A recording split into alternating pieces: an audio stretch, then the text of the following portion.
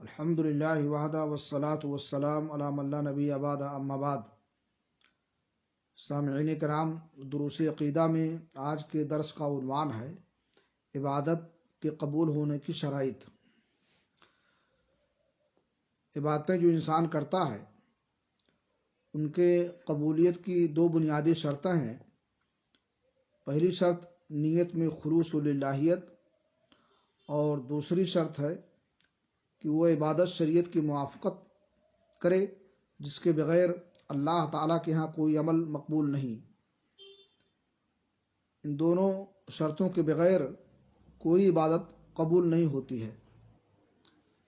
اخلاص کا مطلب ہے کہ بندہ کے تمام اعمال و اقوال، خواہ وہ ظاہری و باطنی ہوں، ان سے مقصود صرف رضا الہی ہو۔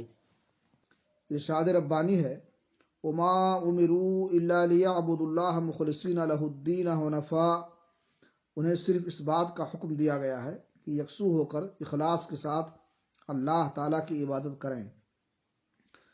نیز ارشاد ہے، وما لأحد عنده من نعمت تجزا الا ابتغاء وجہ ربہ الاعلی۔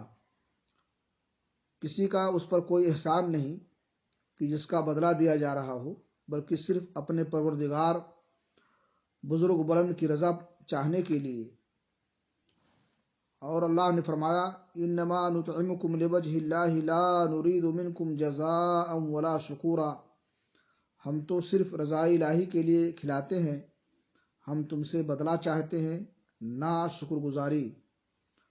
اور فرمایا، من کان یرید حرث الآخرۃ نزد لہ فی حرثہ ومن کان یرید حرث الدنیا نؤتہ منہا وما لہ فی الآخرۃ من نصیب۔ جو شخص آخرت کی کھیتی کا طالب ہے ہم اسے مزید دیتے ہیں، اور جو دنیوی کھیتی کا طالب ہے اسے ہم صرف دنیوی کھیتی دیتے ہیں، ہاں آخرت میں اس کا کوئی حصہ نہیں۔